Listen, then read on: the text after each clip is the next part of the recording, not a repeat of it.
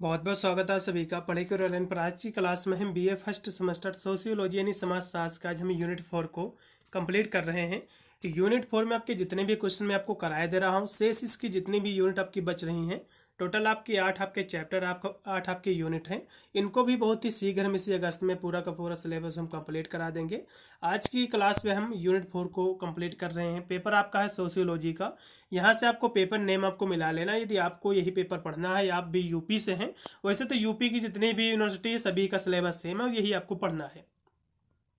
Paper का आपका नाम है introduction to basic concept of sociology. Paper का आपका टाइटल रहेगा। इसमें से मैंने 3 यूनिट करा दी थी। आज की क्लास में इसका जो तीसरा यूनिट है इसको भी हम कंप्लीट कर रहे हैं। इसमें कुछ आपको सोशल, कुछ इंस्टीट्यूशन आपको पढ़ना है, कुछ सामाजिक संस्थाएं होती हैं जैसे कि परिवार किसे कहते हैं, नातेदार से आप क्या समझते हैं, विवाह किसे कहते हैं, विवाह का उद्देश्य क्या है, शिक्षा, धर्म और राज्य, ये सब जो है आपके एग्जाम में क्वेश्चन बन सकते हैं। इसमें से जो सबसे ज़्यादा इंपॉर्टेंट क्वेश्चन है, परिवार किसे कहते हैं, नातेदार, विवाह किसे कहते हैं, विवाह का उद्देश्य बताइए।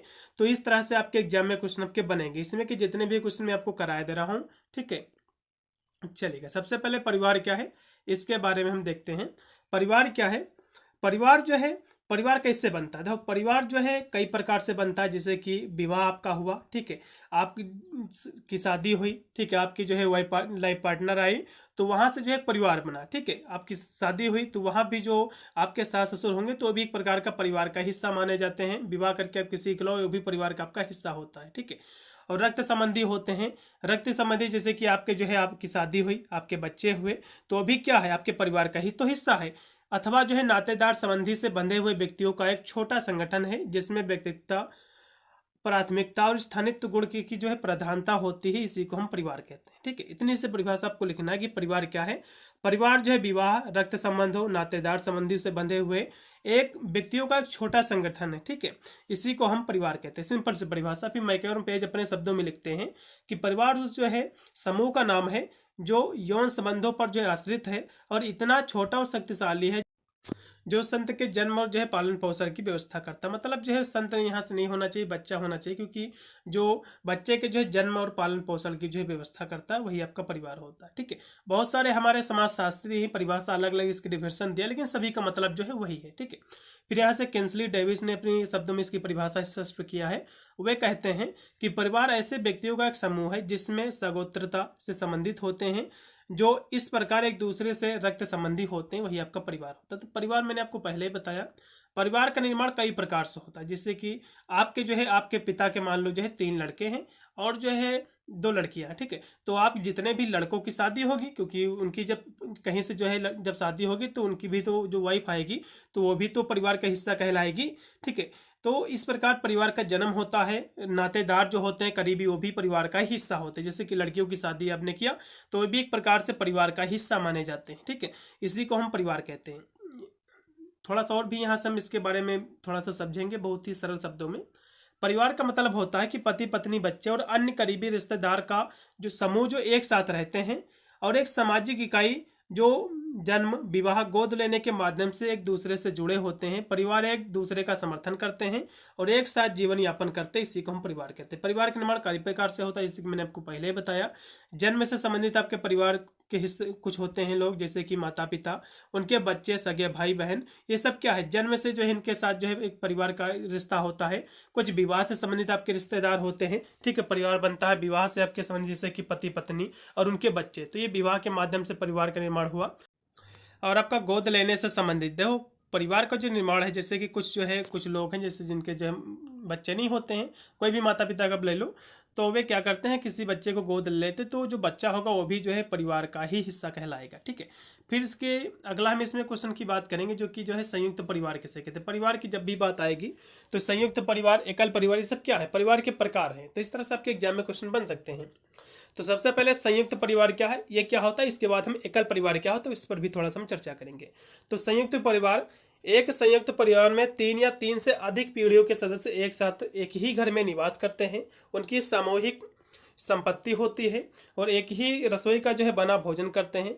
सामूहिक पूजा में भाग लेते हैं। पारस्परिक किसी न किसी रिश्तेदारी व्यवस्था से संबंधित होते हैं, ठीक है। और संयुक्त परिवार के सदस्य जो है परस्पर अधिकारों और दायित्वों को जो है निभाते हैं। तो संयुक्त परिवार क्या है?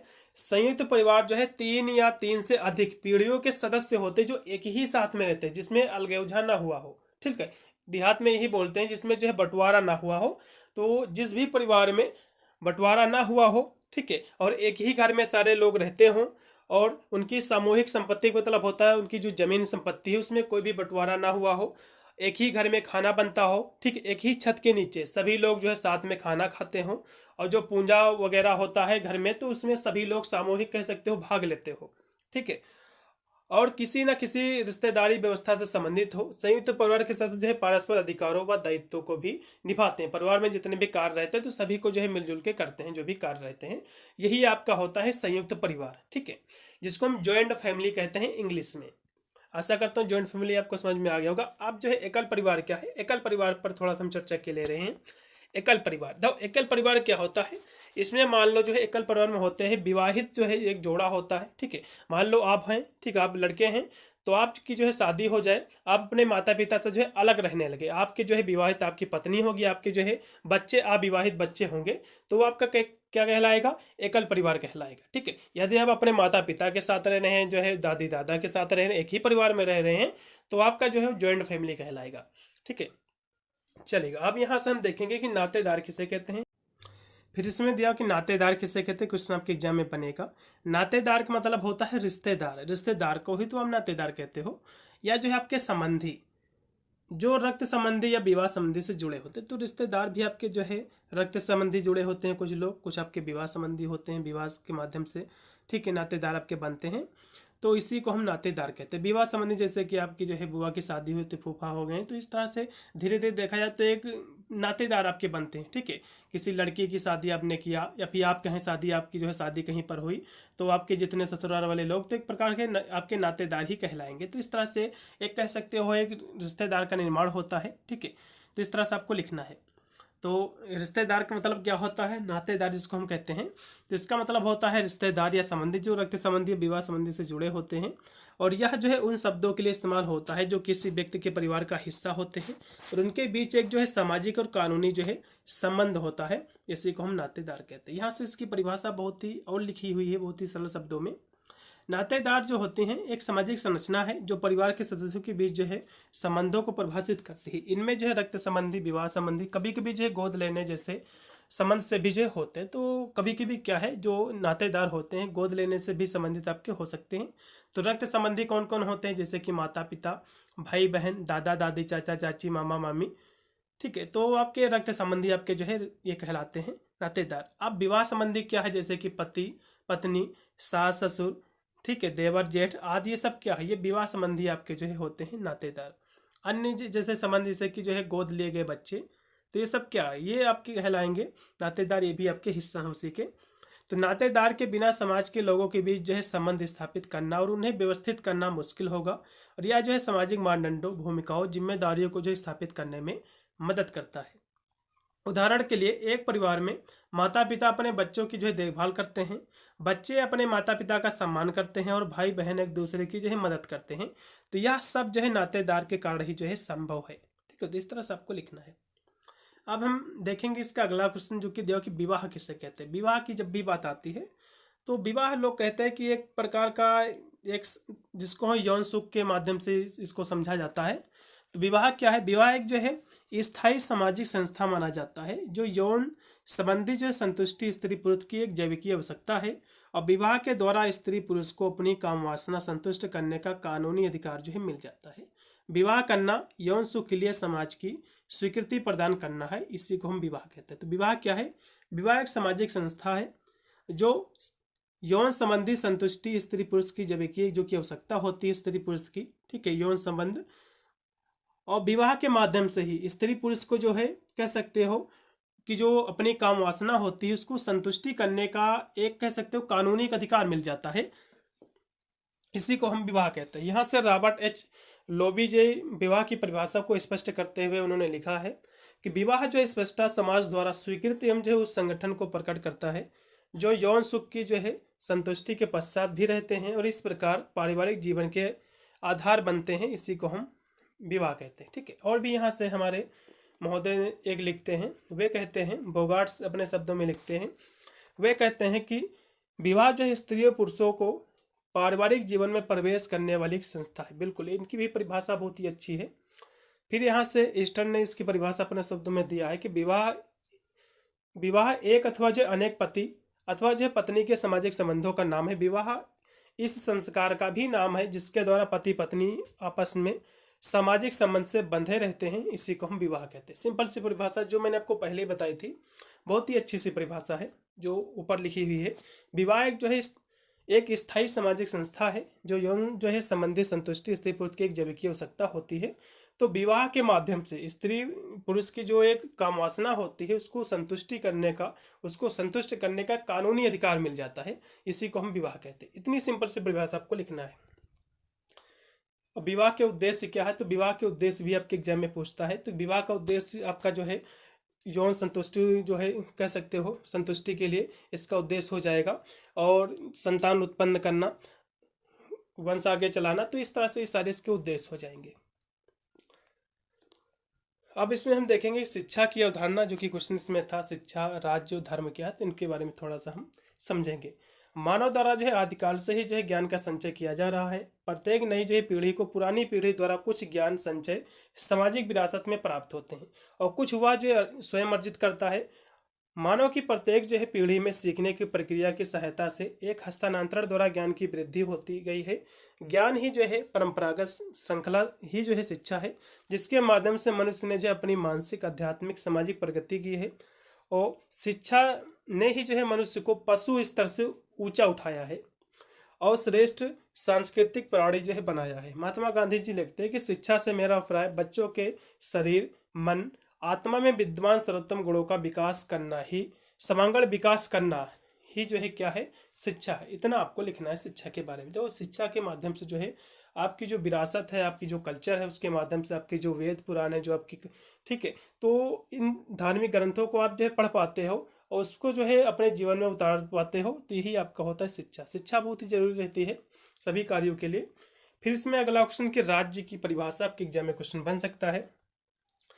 तो आज जो है राज्य शब्द का प्रयोग कई अर्थों में किया जाता है। वर्तमान समय में यह जो है एक महत्वपूर्ण संस्था है, और राज्य वह संस्था जो मानव समाज को व्यवस्था, संगठन एवं जो है सुरक्षा प्रदान करता है। इस प्रकार कहा जा सकता है कि राज्य जो है मनुष्यों का वह समुदाय है जो किसी निश्चित भूभाग पर स्थायी रूप से बसा हुआ है, इसी को हम राज्य कहते हैं। तो राज्य क्या है?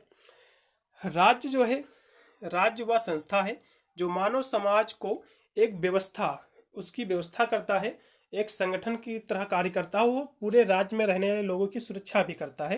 तो इस प्रकार कहा जा सकता है कि राज्य जो है मनुष्यों का वह समुदाय है जो किसी निश्चित भूभाग पर स्थायी रूप से रहता है, अभी बसा हुआ है, इसी को हम राज्य कहते हैं। सिंपल सी परिभाषा इतनी आपको लिखना है।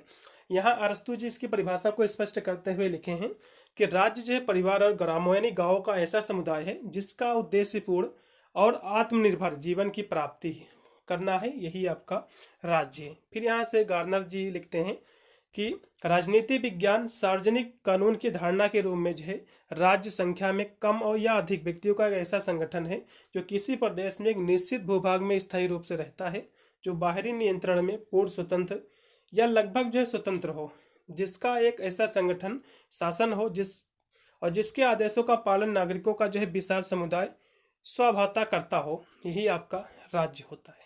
ठीक है, तो इसी को राज्य कहा जाता है। तो राजनीति विज्ञान में राज्य को क्या कहा गया है? एक कानून की धारणा होती है राज्य में जो लागू होती है, उसी में सभी लोग रहते हैं, कानून का पालन करते हैं, तो यही जो है क्या होता है। और जो कानून होता है राज्य में रहने वाले सभी लोगों की सुरक्षा की गारंटी लेता है, तो यही जो है राज्य होता है। सिंपल सी परिभाषा आपको लिखना, बनाकर भी लिख सकते, कोई भी दिक्कत नहीं।